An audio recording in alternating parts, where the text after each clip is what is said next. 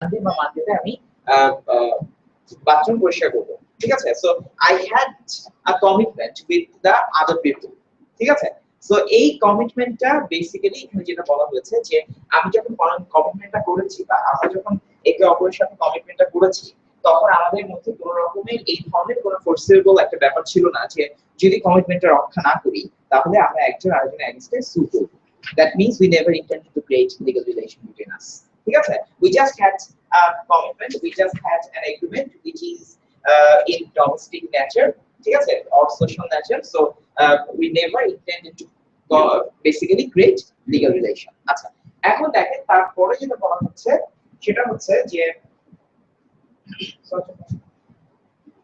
however, again the presumption that rebutted at certain social and domestic agreements may be legally enforceable. The question of whether the presumption is rebutted will be resolved by examining the circumstances of each case and language used by the parties. আচ্ছা, এখনই চলে আসছে হচ্ছে ঝামেলার মধ্যে যে কখনো কখনো সোশ্যাল অথবা এই ধরনের এগ্রিমেন্ট গুলো লিগালি এনফোর্সেবল হয়। এটা ডিপেন্ড করে হচ্ছে যে আসলে আমি কি ওয়ার্ড ইউজ করে বা কিভাবে আমি তার সাথে এগ্রিমেন্টে এসেছিলাম। দেখেন এখানে লেখাই আছে যে rebuttal will be resolved by examining the circumstances of each case and the language used by the parties. মানে প্রত্যেকটা কেসের সার্কামস্টেন্স দেখে আসলে ধরে নেওয়া হবে যে whether there was any intention to create legal relation, ঠিক আছে। এবং আরেকটা বলে দেওয়া হয়েছে যে প্রত্যেকটা কেসের সার্কামস্টেন্স শুধু না, এবং এটাও ধরে না, এটাও আপনাকে আমাদের মানে বেসিক্যালি কাউন্ট করতে হবে বা কনসিডারেশনে আনতে হবে, সেটা হচ্ছে যে ল্যাঙ্গুয়েজটা কি রকম ভাবে ইউজ করা হয়েছিল সেই সেই এগ্রিমেন্টের মধ্যে আসলে বেসিক্যালি ল্যাঙ্গুয়েজটা কিভাবে ইউজ করা হয়েছিল তার উপর ডিপেন্ড করবে যে whether they actually intended to create legal relations or not. দেখেন নেক্সট পেজে যান, আপনাকে কেস চলে যাবে। ল্যাঙ্গুয়েজ কিভাবে এটা নিয়ে স্যার? ল্যাঙ্গুয়েজ মানে হচ্ছে কিভাবে ডিপেন্ড করে?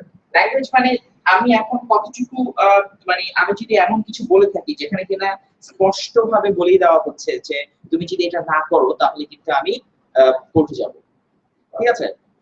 Although that is a domestic agreement অথবা একটা family agreement, but also I stated the fact that if you don't perform according to that agreement, then I might go to the court.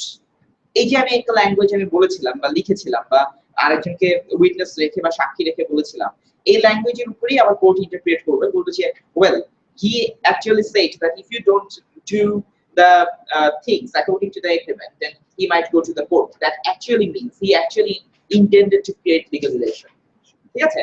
আচ্ছা, এখন দেখো কেসটা দেখো, Balfour versus Balfour কি বলছে, Balfour versus Balfour, এটা ভালো করে পড়ো সবাই মনোযোগ দিয়ে।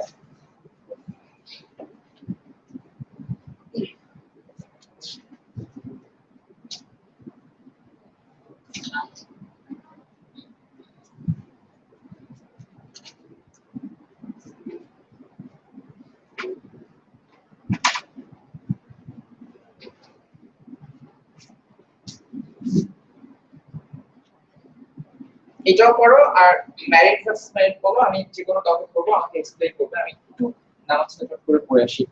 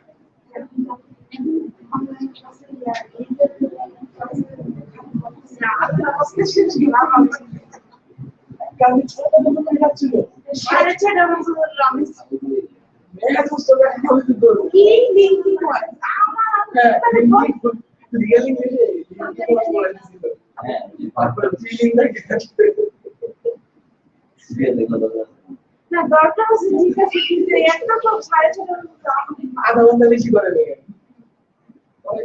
ছোট কি করে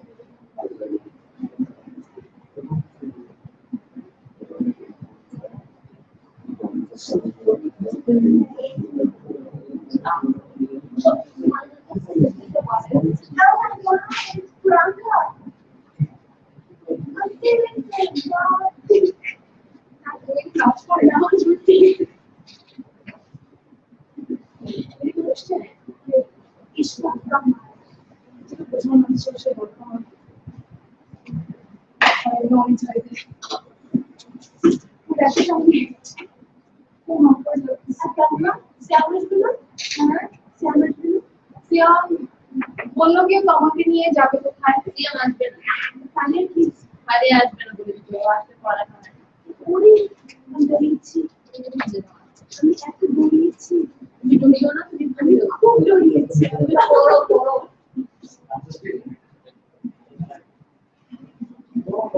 তাহলে একটা দৌড়িয়ে কিছু অনেক দৌড়িয়েছি সময়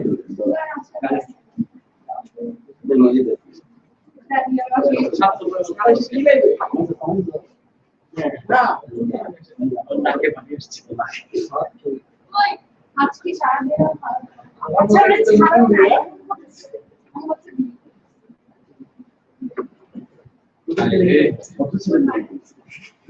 আচ্ছা তুমি খুব ফোন করো না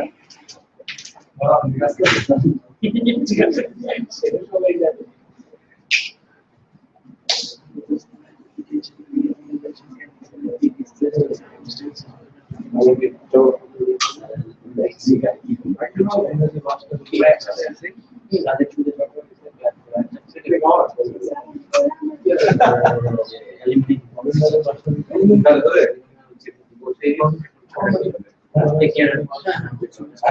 আমি জানতাম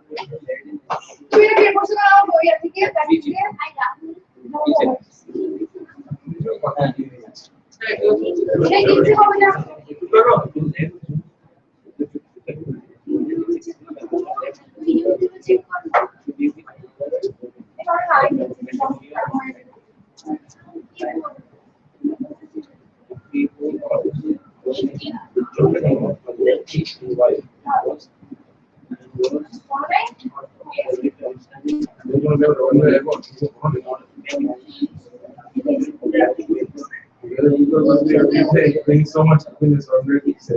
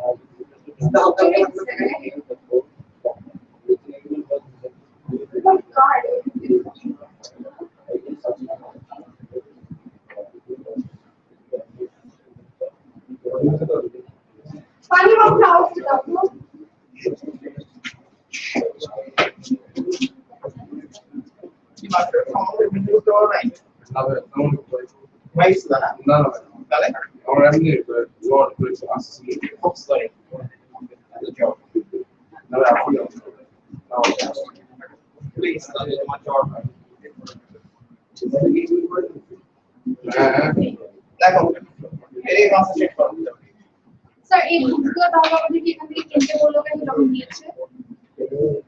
কেন কিনতে বলবো? তাই অনেক আগে আমরা ক্লাস শুরু করেছি তাই যেটা পড়ালেখা করার ইচ্ছা তা আগে কিনে ফেলতে হবে। আগে কিনেছি। এবারে আপনার পড়ালেখা করার ইচ্ছা আছে না? দেখেন দেখো কি বেলফোর ভার্সেস বেলফোর এটা কে কে পড়ছো? এটা কার এটা? Or just refusing to put it in. হ্যাঁ কে বুঝতে পারবে আমাকে কেসটা বুঝতে পারবেন? কেসে কি হয়েছিল দেখেন আমার সাথে পড়েন। Lord justice Atkins clearly outlined the test based upon the intention of the parties. Here the husband worked overseas in Ceylon and his wife for health reasons was unable to continue to live there and return to England. ঠিক আছে, তারপর দেখেন at that time the husband agreed to pay his wife £30 per month for her living expenses. The couple subsequently became estranged and the wife sued to enforce the promise of financial support. তারপরে বলেছে যে it was held by the court of appeal that the promise was not legally binding as there had been no intention to create legal relations. The wife here had failed to rebut the presumption usually applied to such family agreements. তারপর দেখেন যে এখানে mainly কি বলা হয়েছে, however the presumption lack of intention to create legal relations can easily be displaced in circumstances where husband and wife are no longer living in amity, or if a maintenance agreement is entered into by a husband and wife after the relationship has broken down. It is clear that the parties would intend the agreement to be legally enforceable. আচ্ছা দেখেন ওইটা পরে আসেন, আমরা married versus married পরে দেখব। আগে আমরা যেটা দেখেছি বলেন ওইটা হচ্ছে মানে ফ্রেন্ডলি ভাবে বসবাস করা আর কি, বেসিক্যালি একসাথে উইথ ইন গুড টার্মস। ঠিক আছে, আচ্ছা দেখেন এখানে বেলফোর ভার্সেস বেলফোরের বেসিক্যালি কেসটাতে কি হয়েছিল, যেটা হয়েছিল সেটা হচ্ছে বলা হচ্ছে যে তারা এক জায়গায় থাকতো, সেলুনে থাকতো, এন্ড হিজ ওয়াইফ কিন্তু হেলথ রিজনের কারণে তারা ওখানে থাকতে পারে নাই এবং তারা কোথায় চলে আসছে, ইংল্যান্ডে চলে আসছে। তারপরে যেটা বলা হচ্ছে যে at that time the husband agreed to pay his wife £30 per month for her living expenses. The couple subsequently became estranged and the wife sued to enforce the promise of financial support. It was held by the court of appeal যেটা হয়েছিল that the promise was not legally binding as there had been no intention to create legal relations. আচ্ছা এখানে যেটা হয়েছিল যে wife যখন ইংল্যান্ডে চলে এসেছে তখন হাজবেন্ড বলেছিল যে তাকে £30 per month দেওয়া হবে। ঠিক আছে, £30 per month তাকে per month দিবে। এটা কে বলেছিল, হাজবেন্ড ওয়াইফকে বলেছিল for as her living expense। ঠিক আছে, কিন্তু পরবর্তীতে তাদের মধ্যে যখন সম্পর্ক খারাপের দিকে যায় এবং they were not in good terms, তখন যেটা হয় সেটা হচ্ছে যে হাজবেন্ড যেটা আর টাকাটা দেয় না, তখন ওয়াইফ হাজবেন্ডের এগেইনস্টে সু করে বলে যে actually he is bound to give me the money। তখন কোর্ট বলে দেয় যে না, যখন তোমাদের মধ্যে এই ধরনের একটা এগ্রিমেন্ট হয়েছিল, যখন কিনা বলা হয়েছিল যে হাজবেন্ড ওয়াইফকে £30 per month দিবে, তখন আসলে there was no intention to create legal relation। ঠিক আছে, তখন আসলে এটা একটা কথার কথা ছিল, কথা ঠিক ছিল না, একটা এগ্রিমেন্ট ছিল যেটা কিনা লিগালি এনফোর্সেবল ভবিষ্যতে হবে, এই ধরনের কোনো বা এনফোর্স করা যাবে লিগালি ভবিষ্যতে এটাকে, এই ধরনের কোনো ইন্টেনশন সে সময় ছিল না when the agreement was made between husband and wife। ঠিক আছে, দেখেন আপনারা এইটা বিশেষ করে দাগে রাখেন যে এখানে বলছে that the promise was not legally binding as there had been no intention to create legal relations. The wife here had failed to rebut the presumption usually applied to such family agreements। ঠিক আছে, বলেন কি sir এটা কি হচ্ছে because যখন ওরা মানে প্রমিসটা করা ছিল তখন ওদের মধ্যে সম্পর্ক ভালো ছিল, এই কারণে বলতে চাচ্ছেন যে ইন্টেনশনটা তখন লিগ্যালি ছিল না, এটা বলতে চাচ্ছেন রাইট? নট নেসেসারিলি তাদের মধ্যে সম্পর্ক ভালো ছিল না খারাপ ছিল এটা কোর্ট ডিসাইড করে নাই।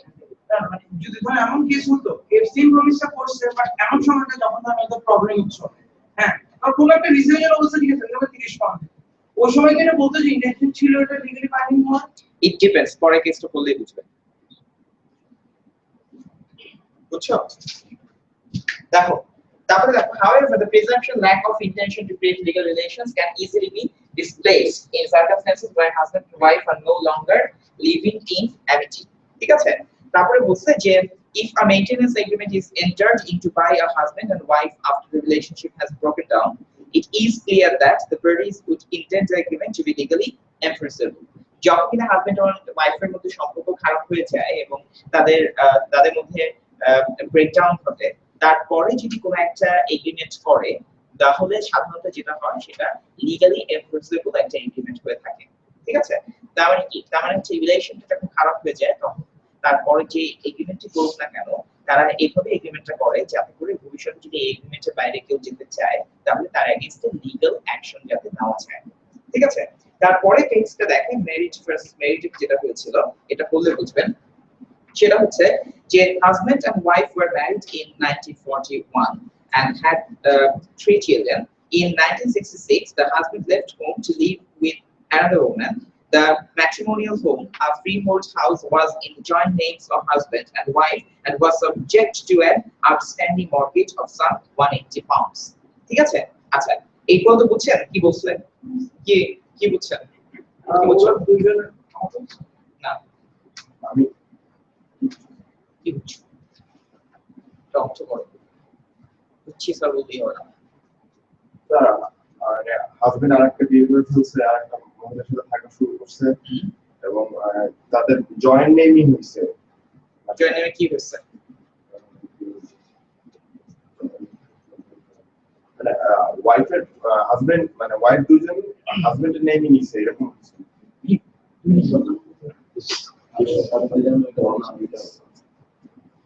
তো ইন্ডিয়া একটা একটা জায়গা আছে যার নাম আমি নতুন করে গেছি। সেখানে নিয়ম হচ্ছে একজন মানে ওখানকার ওই ওই পার্টিকুলার গ্রামের এটা হচ্ছে রীতি, হ্যাঁ, যেটা সবাই ফলো করে।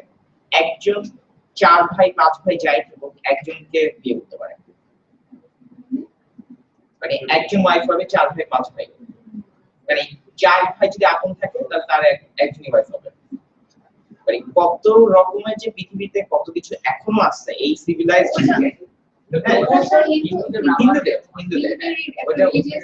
ওই যে তোমার ইসের মহাভারতের একটা ইসের, এই মহাভারত আমি কেন বলছি ও এই কথা বলে মনে করে দিল, এই মহাভারত আবার বেসিক্যালি একটা হয় সিরিয়াল হয়, এটা আবার মনোযোগ দিয়ে সবাই দেখে।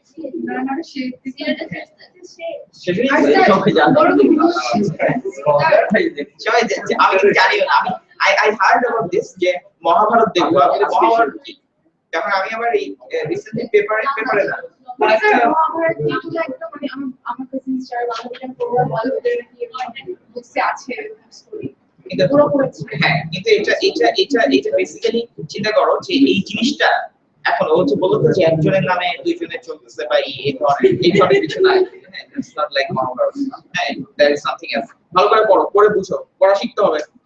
স্যার ওদের আবার ওই মেয়েটা কিছু জানেন যে 1 বছর মানে ওই মেয়েটা 1 বছর এক ভাইয়ের সাথে সংসার না হলে আমি জানি না বাকি বলতে আসলে আমি জানি আমরা লিস্ট ইন্টারেস্ট পড়ে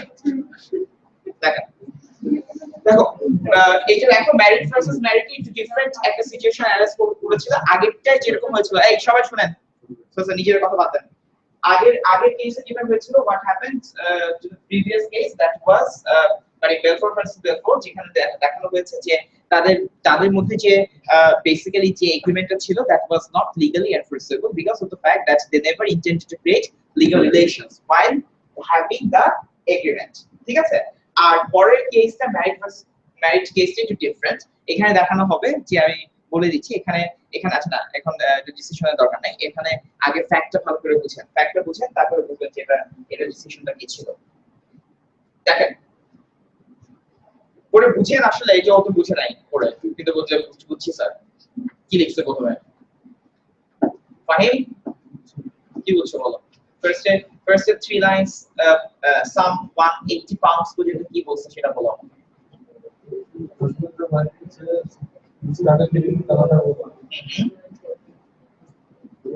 ওদের যে ম্যাট্রিমোনিয়াল হোম তারপরে ফ্রিহোল্ড হাউস গুলো ছিল হাজবেন্ড ওয়াইফের জয়েন্ট নেমসে ছিল, ওয়াইফের একটা আউটস্ট্যান্ডিং মর্টগেজ ছিল $180 ছিল। হ্যাঁ, আচ্ছা এখন কথা হচ্ছে পরে তাকে আসতেছে পরে। ফার্স্টে যে সিচুয়েশনটা সেটা হচ্ছে যে husband and wife basically husband left wife for another woman, কিন্তু হাজবেন্ড এবং আগের ওয়াইফের নামে তাদের একটা হাউস ছিল যেখানে তারা থাকতো, ঠিক আছে। এখন ওই হাউসে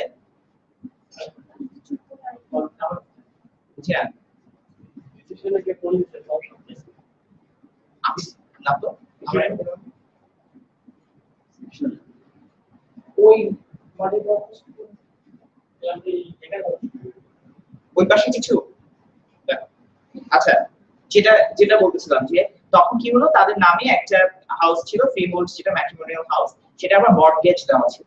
এবং যখন when the husband left his wife তখন মর্টগেজে আরো 180 পাউন্ডস বাকি ছিল, মানে মর্টগেজের এগেইনস্ট যে টাকাটা নেওয়া হয়েছিল সেটা কি করতে হবে, আরো 80 পাউন্ডস 180 পাউন্ডস সেটা আউটস্ট্যান্ডিং ছিল ফেরত দিতে হবে তারপর দেখো in order to make a arrangements for the future the wife met the husband in his car তারপরে হচ্ছে he said that he would pay her 40 pounds a month out of which she would have to pay off the outstanding mortgage আচ্ছা তার গাড়িতে সে দেখা করেছিল তার হাজবেন্ডের এবং হাজবেন্ড তাকে বলেছে যে 40 পাউন্ডস করে আমি মান্থলি তোমাকে পেমেন্ট করব যেখান থেকে তুমি মর্টগেজের টাকাটা পেমেন্ট করতে পারবা ঠিক আছে তারপরে দেখো যে বলে দিচ্ছে যে he gave her the building society mortgage book সেটাও দিয়ে দিয়েছে before leaving the car the wife insisted that he put into writing the following agreement in consideration of the fact that you the wife will pay all charges in connection with the house until such times as the mortgage payment has been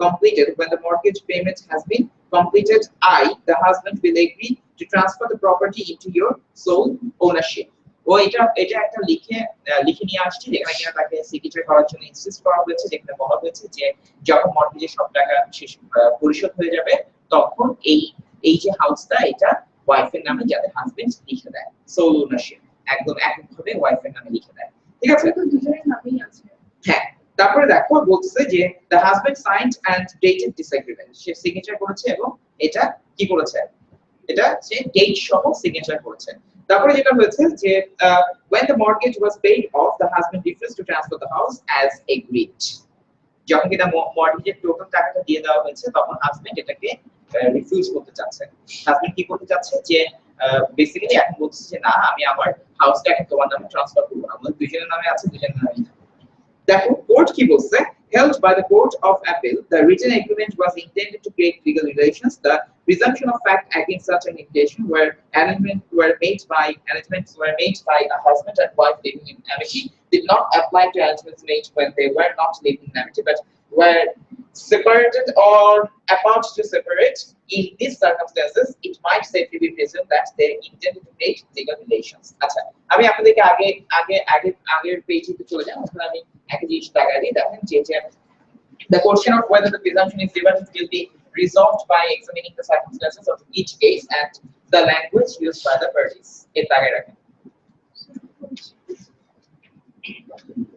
last two line the question of whether the presumption is rebutted ঠিক আছে ওইটা by the parties আচ্ছা normally the normal presumption হচ্ছে basically যখন একটা family agreement হয় বা domestic type of agreement হয় তখন normal presumption টা হচ্ছে this is not done for the purpose of legally enforceable ঠিক আছে যাতে পরে করা যায় মানে there was no intention to create legal relations এই ধরনের কোনো ইন্টেনশন পার্টিসের থাকে না যখন ফ্যামিলি বা ডোমেস্টিক টাইপ অফ এগ্রিমেন্ট হয়ে থাকে বা সোশ্যাল ঠিক আছে কিন্তু এইটাকে রিভার্ট করা যায় এবং এই রিভার্ট করা মানে তো জানেন রিভার্ট করা মানে হচ্ছে হ্যাঁ কাউন্টার করা বা রিভার্ট করা মানে হচ্ছে সেটাকে ভুল প্রমাণিত করা বাংলায় বললে ঠিক আছে এটাকে রিভার্ট করা যায় ডিপেন্ড করে এই রিভার্ট করার ব্যাপারটা ডিপেন্ড করে হচ্ছে ওই পার্টিকুলার কেসেস সার্কামস্ট্যান্সেস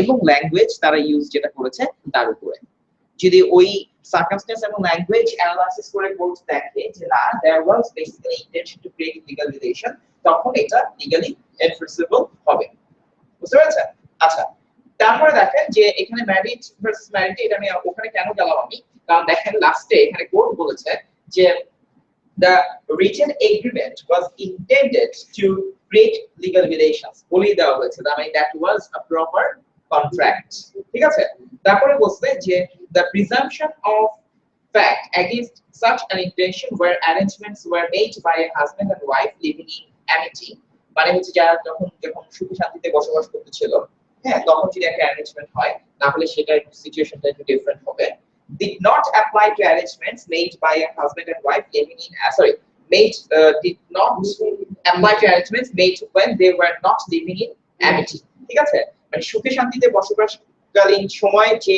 এগ্রিমেন্টটা করে সেই সময় যে প্রিজাম্পশনটা ধরে নেওয়া হয় যে they do not intend to create any legal relations while making an agreement or while having an agreement তো সেই প্রিজাম্পশনটা যখন তারা সুখে শান্তিতে বসবাস করে না সেটাকে অটোমেটিক্যালি রিভার্ট করে দেয় ঠিক আছে সেম জিনিসকে বলা যায় যখন ফাদার একটা সার্ভিস তার জন্য প্রুফ হয় এরপরে কোনো মানে ফর এক্সাম্পল কোনো কন্ট্রাক্ট বলা যাবে তারপরে দেখো যে but were separated or about to separate. In these circumstances, it might safely be presumed that they intended to create legal relations. এই ধরনের একটা সার্কামস্টেন্সে যখন কিনা তাদের সম্পর্ক ভালো ছিল না এবং অফকোর্স এটা যদি সম্পর্ক ভালোই থাকতো তাহলে সে তাকে ইনসিস্ট করতো না এটাকে রিটেন দেওয়ার জন্য। তার রিটেন দেওয়াটা থেকেই আসলে কোর্ট ধরে নিয়েছে যে she actually intended to create legal relation and তারপরে যে হাজবেন্ড যেটাকে ডিনাই করছে যে এখানে কোনো ইন্টেনশন ছিল না সেটাকেও রিভার্ট করে দিচ্ছে এই পার্টিকুলার সার্কামস্ট্যান্স। আচ্ছা, এরপরে দেখেন ছোট ছোট করে লেখা এটারই আপনাদের আমি আরেকটা এক্সপ্লেনেশন আসবো, এটা বলে আপনাদের ক্লিয়ার হয়ে যাবে। সেটা হচ্ছে দেখেন, in all these cases the court does not try to discover the intention by looking into the minds of the parties. তারপর হচ্ছে it looks at the situation in which they were placed and asks itself would reasonable people regard the agreement as intended to be binding.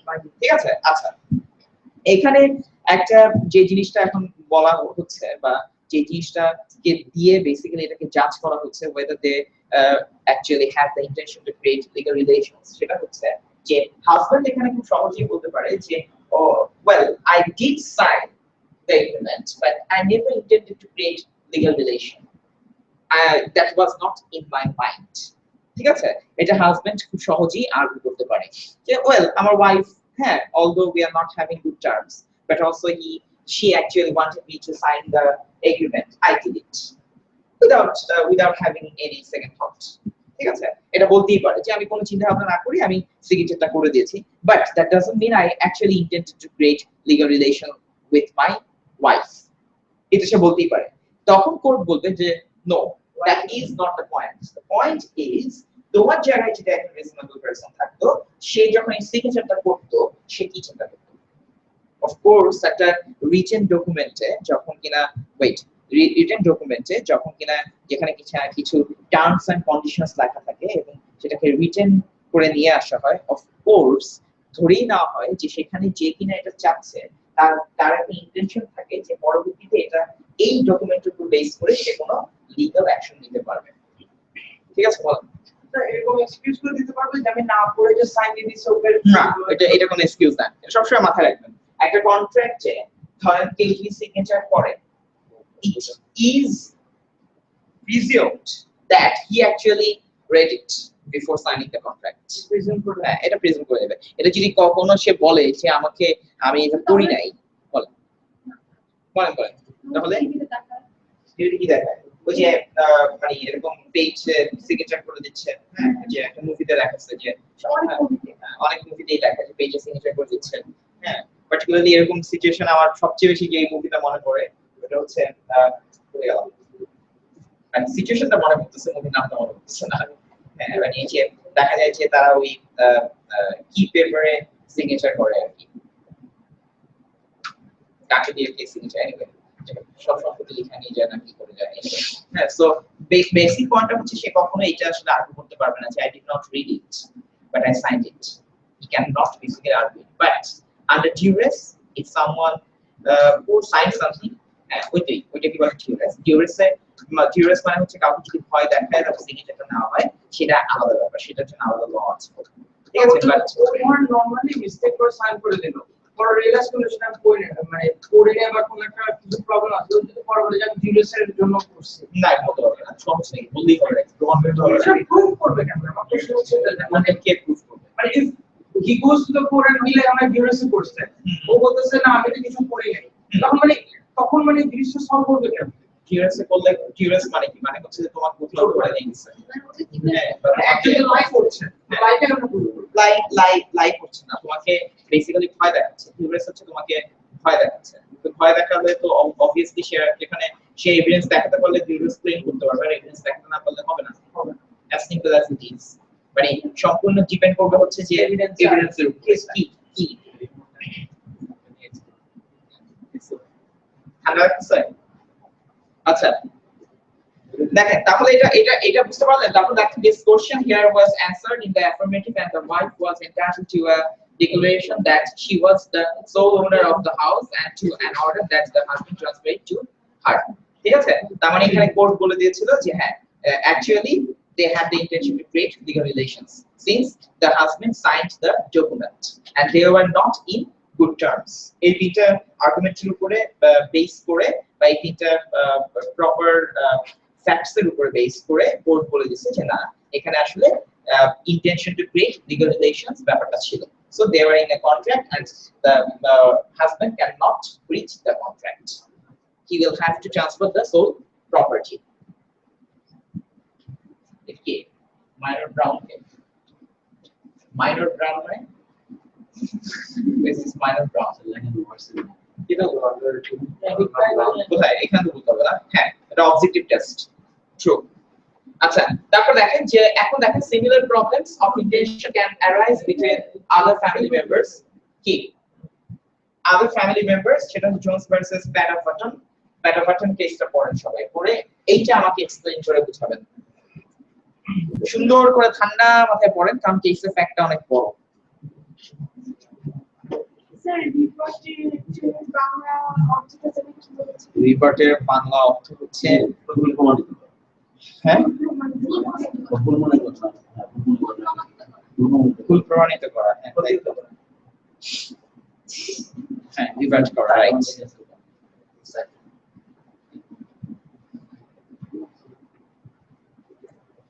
একটা সবাই ভালোভাবে করে পড়েন আমি আপনাকে ধরবো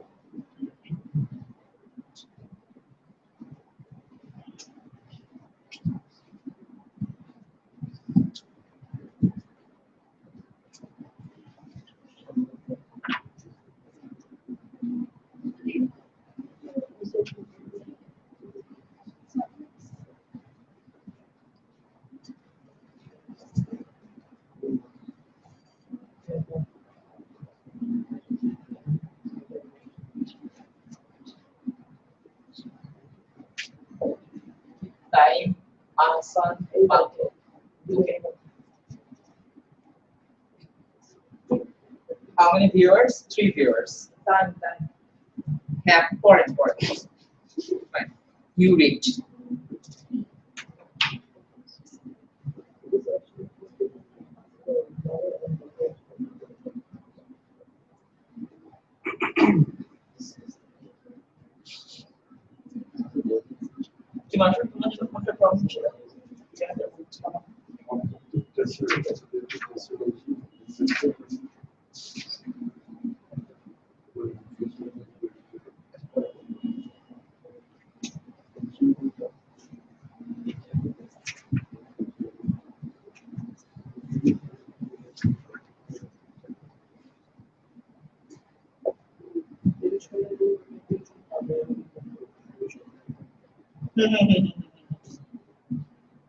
ওইটাই এমনি বেশি একটা বদলাট হওয়া যাবে না খালি একটু বুঝো যে তার একটা জব ছিল ভালো জব ছিল she had a good job she left it for her mother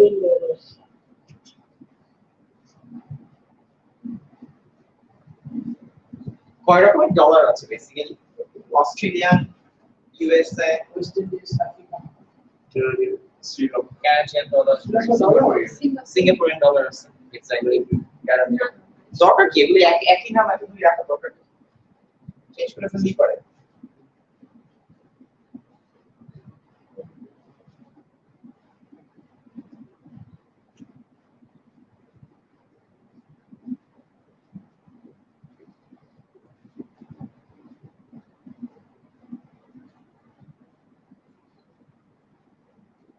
So all of you have got books I think.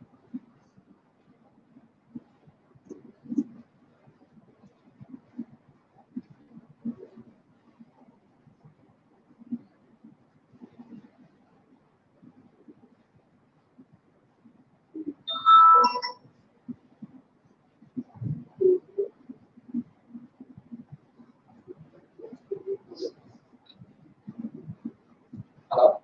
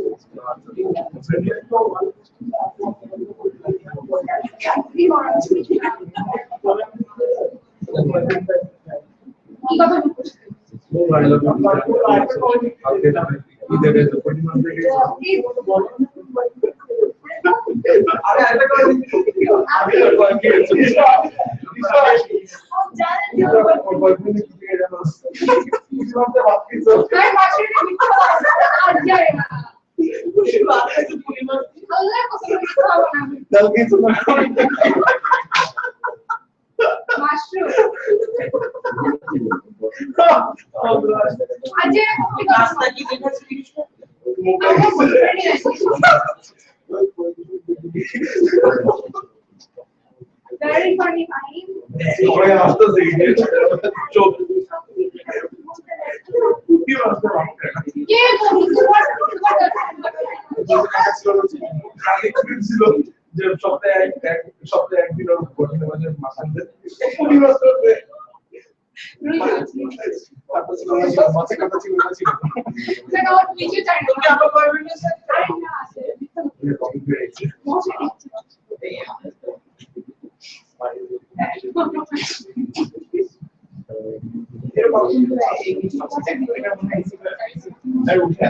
কি করেন আপনার ওই দেখেন যে আসছে দুইজন আসছে এদেরকে আপাতত টিচার্স রুমে নিয়ে বসান ঠিক আছে আমরা তো বলতে যে টিচার্স রুমে নিয়ে আপাতত বসান পরে কথা বলবো আজকে আসছে রুমে না না আচ্ছা স্যার আপনার সরি আইফোন 6 টা আপনার হাতে কি আইফোন না এটা এখন 6 এটা ব্ল্যাঙ্কলি Q8 আচ্ছা দেখেন জনসন প্যাটার্ন আমার আপনাকে ছেড়ে দিতে হবে দেখেন সেটা হচ্ছে এই কেসে কি বলেছে দেখেন যে in this action কে বলছে এটা কি বলতে হবে খুশি হলো কে দেখেন I think that's my to change my name sorry sir rule 85 present sir Siam 6 sir আচ্ছা দেখেন এই কেসে কি হয়েছিল সেটা দেখেন সেটা হচ্ছে যে in this action the plaintiff and defendant were mother and daughter respectively তারপর হচ্ছে there was an agreement between the parties to the effect that if the daughter gave up her very satisfactory pensionable job in the USA and came to London to read for the bar and তো অনেক টাকা দেওয়া উচিত ছিল with the intention of practicing law in Trinidad, where the mother lived. The mother would pay an allowance of $200 a month to maintain the daughter and her small son while in England. ঠিক আছে? এখানে যেটা বলা হচ্ছে সে যদি এসে বার করে ইংল্যান্ডে এবং পরে ট্রিনিদাদে সে প্র্যাকটিস করে তাহলে মাদার তাকে $200 করে দিবে তার ছোট সানের দেখাশোনার জন্য এবং তার জন্য। বুঝতে পেরেছো? আচ্ছা, তারপর দেখো যে the daughter began her legal studies in November 1962, continuing up to the time this action was brought. তারপর হচ্ছে at the time of the agreement the mother meant 200 West Indian dollars a month and daughter understood it to be $200 এখানে একটা problem হয়েছিল, but once arrived the daughter accepted the allowance in West Indian dollars without dispute. সে আবার মেনে নিয়েছে, so এটা নিয়ে আর কোনো সমস্যা নাই। তারপরে দেখেন যে in 1964 because the daughter was finding it difficult to live on her allowance, a house was found and the purchase price of 6,000 was provided by the mother to whom the property was conveyed. ঠিক আছে, মানে তাকে 6,000 pounds দিয়ে তাকে একটা থাকার জায়গা কিনে দেওয়া হয়েছিল। ঠিক আছে, তার মেয়েকে। তারপরে the valid arrangement was that the daughter should live in part of the house and let the rest furnished, using the rent to cover expenses and daughter's maintenance in place of the $200 a month. আগে শেষ করি। Dollar a month। ঠিক আছে, যেটা বলা হচ্ছে কি, সেটা বলা হচ্ছে যে আরেকটা এগ্রিমেন্ট তাদের মধ্যে হয়েছিল, সেটা হচ্ছে যে হাউসে একটা পার্ট সে থাকবে আর একটা পার্টটা হচ্ছে ফার্নিশড পার্টটা সেটা ভাড়া দিবে। ঠিক আছে, ভাড়া যে টাকাটা পাবে সেখান থেকে তার লিভিং কস্টটা নিয়ে নেবে। আচ্ছা, তারপরে দেখেন যে এখানে বলছে in 1967 when the daughter had still not taken her examinations the parties quarreled and the mother brought this action for possession of the house on the grounds that the agreement between the parties was not made with the intention to create legal relations. ঠিক আছে, আচ্ছা এখন কথা হচ্ছে যে এই যে তাকে তার মা যে মানে টোটাল সিচুয়েশনটা কি ছিল, টোটাল সিচুয়েশনটা ছিল হচ্ছে তার মা তাকে ইউএস থেকে চলে আসতে বলছে তুমি এখানে বার স্টাডি করবা এবং পরে ট্রিনিডাদ ওখানে যে তুমি প্র্যাকটিস করবা যেখানে কিনা ওর মা থাকতো। ঠিক আছে, সেজন্য তাকে 200 West Indian dollar per month দেওয়া হবে। কাকে দেওয়া হবে? ডটারকে দেওয়া হবে। সো এইটা একটা এগ্রিমেন্ট তাদের মধ্যে ছিল এবং পরবর্তীতে এসে তার বেসিক্যালি তার আছে আচ্ছা ওই যে ওই ক্লায়েন্ট ওরা চলে আসছে, তো একটু কথা বলা শুরু করি আমি ক্লাসে।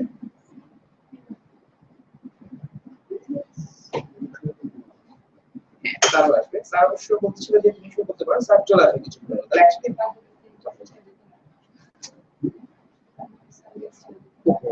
ঠিক আছে, অসুবিধা নেই, আমি তাহলে এখানে শেষ করে একবার তোমাকে নিয়ে বসতে হবে। আচ্ছা দেখেন সেটা হচ্ছে যে এখানে যেটা করা হয়েছিল যে তাদেরকে $200 করে দিবে, কিন্তু পরবর্তী সময়ে যখন দেখা যাচ্ছে যে সে এই টাকা দিয়ে তার কিছু হচ্ছে না ডলারে, তখন তার মা তাকে একটা হাউস কিনে দেয় এবং হাউসে একটা আরেকটা এগ্রিমেন্ট থাকে যে হাউসের একটা পার্ট ফার্নিশড পার্ট ভাড়া দিবে। ঠিক আছে, এবং ভাড়া থেকে তার এক্সপেন্সটা তুলবে। আচ্ছা, এখন কথা হচ্ছে যে পরবর্তীতে সে 1962 তে পড়ালেখা স্টার্ট করে, বাট 1967 পর্যন্ত সে আসলে পরীক্ষা দিতে চায় না, মানে she did not want to sit for the exam। ঠিক আছে, তখন তাদের মধ্যে ঝগড়া হয় এবং ঝগড়া হওয়ার এক পর্যায়ে মা যেটা করে সেটা বলে যে তোমাকে আমি আর হাউস দিব না, আমি আমার হাউস আমি নিয়ে নিব। ঠিক আছে, তখন সে কোর্টে যায়, তখন সে বলে না we have an agreement so mother cannot basically take my house, এটা হয়। তখন কোর্ট যেটা বলে যে তখন মা বলে যে there was never an intention to create legal relations in the agreement। এই এগ্রিমেন্টটা মধ্যে কখনোই একটা ইন্টেনশন ছিল না to create a legal relation. এখন দেখা হচ্ছে কোর্ট এটাকে কিভাবে এক্সপ্লেইন করেছে বা কি জাজমেন্ট দিয়েছে, সেটা হচ্ছে held by the court of appeal the majority of the court held that the arrangement of 1964 by which the daughter had the use of the house was lacking in contractual intent। বলে দিয়েছে যে এখানে contractual intent ছিল না। কেন? Reasoning কি? The mother was entitled to possession. Lord Salmon disagreed on this point but reached a similar conclusion, holding that the first agreement was a binding contract that was intended to last for a reasonable time in order to allow the daughter to pass her bar finals। আচ্ছা, এখন কথা হচ্ছে যে প্রথমে একটা judgement একজন দিয়েছে যেটাকে কোর্ট অফ অ্যাপিলে বলা হয়েছে যে লোক কোন এগ্রিমেন্টই কোন ইন্টেনশন ছিল না, intention to create legal relation. So এখানে কোনোভাবে এটা এনফোর্সেবল, লিগ্যালি এনফোর্সেবল একটা এগ্রিমেন্ট না। কিন্তু লর্ড স্যালমন যেটা করেছে, সে আবার এটাকে ডিসএগ্রি করেছে।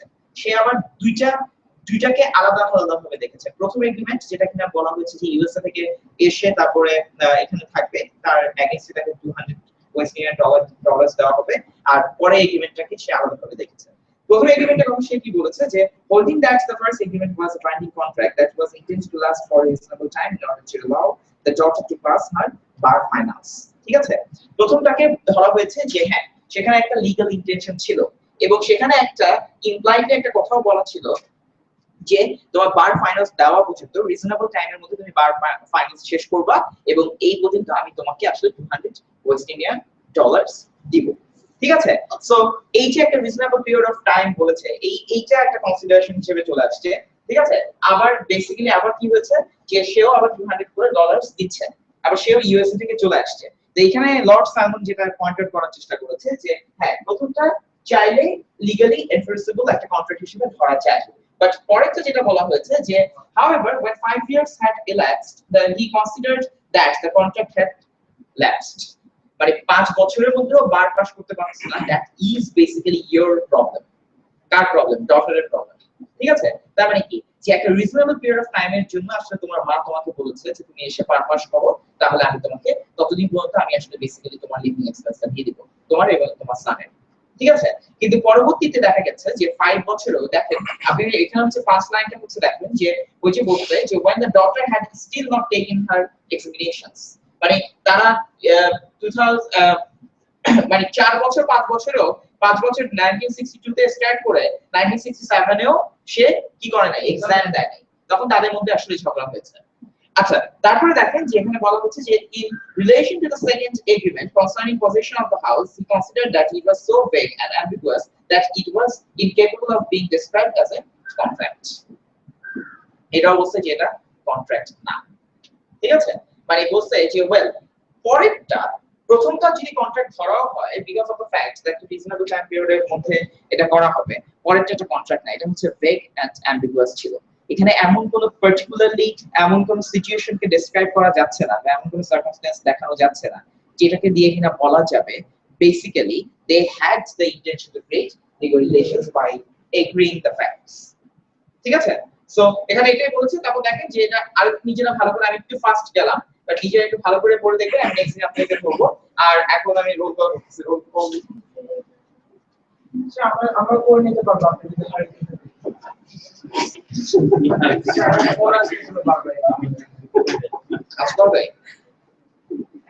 আচ্ছা দেখো উম্মে নাসিফা রহমান ক্লাস নিয়ে কোথায় ছিলেন? হামিদুল্লাহ আহমেদ ফয়সাল অনলাইনে। আপনার বাড়ি কোথায়? পটুয়াখালী। কি আপনি পটুয়াখালী কোথায়?